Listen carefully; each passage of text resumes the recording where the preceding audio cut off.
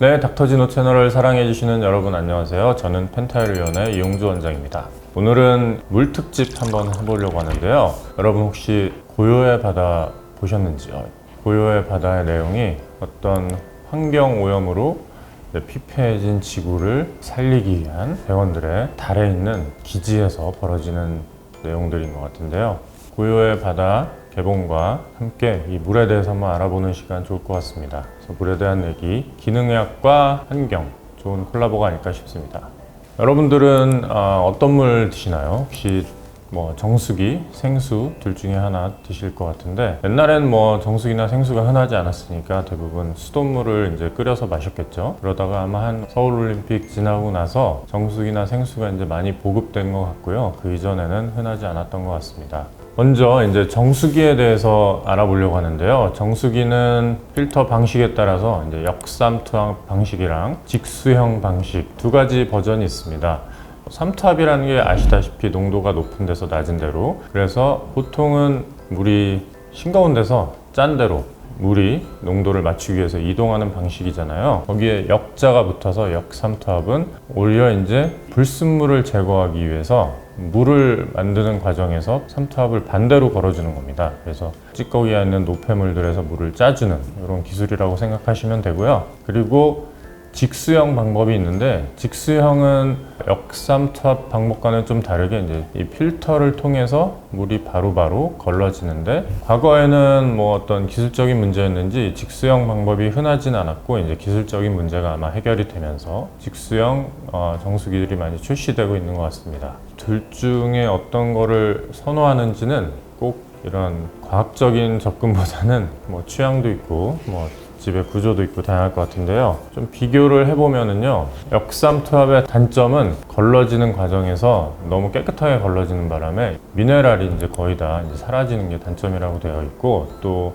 물은 pH가 중요한데요. 몸을 이제 약간 알칼리성으로 유지할 수 있는 게 이제 물의 pH에 따라서 잘 조절이 될 것 같은데, 약간 산도를 띠게 될 수가 있기 때문에 역삼투압 정수기에서 이제 미네랄과 pH가 좀 단점이라고 되어 있는 것 같습니다. 그래서 직수형 정수기는 그거에 비해서는 이제 미네랄이나 pH가 좀 역삼투압보다는 괜찮은 것 같은데, 직수형 정수기는 제가 써보니까 단점이 뭐냐면 찬물과 뜨거운 물을 많이 받기가 어려워요. 오래 기다려야 된다는 단점이 있는 것 같습니다.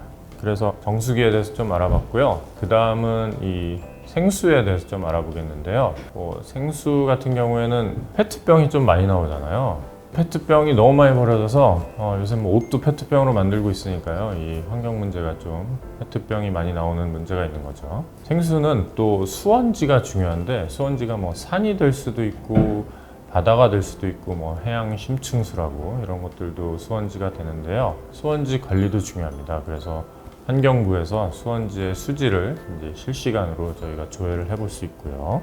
생수들이 여러 종류가 있는데, 역사적으로는 국내에서 가장 최초의 생수가 언제인 것 같습니까? 1912년에 일제시대에 일본인들이 이제 개발한 초정리의 생수가 이제 최초의 생수라고 되어 있고, 요새도 탄산수도 있고 사이다도 나오고 이제 보리맛, 콜라도 나오지 않습니까? 이 생수는 혼합음료라는 게 있는 것도 아시나요? 혼합음료는 과즙을 넣은 건 아니고요. 정제 후에 미네랄을 넣는 거를 혼합음료라고 이제 일컫는다고 합니다. 생수도 정수기에 비해서는 이제 미네랄이 많은 걸로 알려져 있는데요. 혼합음료는 이제 또 수원지에서 원수, 그러니까 깨끗한 물을 또 한 번 걸긴 하잖아요. 여기에서 또 미네랄이 빠져나갈 수 있어서 미네랄을 첨부하는 거를 혼합음료, 혼합생수라고 생각하시면 되고요. 대표적인 게 해양 심층수입니다. 해양 심층수는 염분도 제거하고 하면서 미네랄이 빠져나가니까 이후에 염분을 제거한 물에서 미네랄을 충전하는 걸로 이제 알려져 있습니다.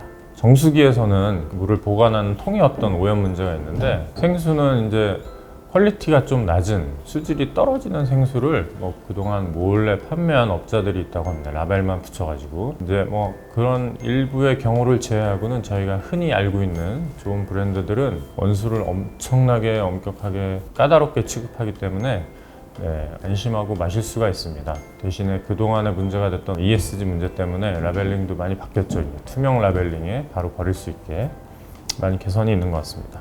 생수는 또 경수와 연수로 나뉜다고 하네요. 이사의 물을 마셔보면은 물이 좀 미끌미끌하다고 하는데 미네랄 함량이 많아가지고 좀 미끄럽다고 하는데요. 그게 이제 경수라고 하고요. 좀 덜 미끄러운 걸 연수라고 하고. 우리나라 사람들은 좀 미끌미끌한 경수보다는 깔끔하게 너무 목 넘김이 좋은 연수를 선호해서 연수가 많다고 이제 알려져 있습니다.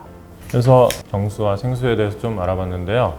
요약을 하자면은 정수는 바로바로 이제 물을 정수할 수 있는 직수형 타입과 역삼투압 타입 이렇게 두 가지로 나뉘는데 둘의 단점과 장점에 대해서 좀 알아봤고요.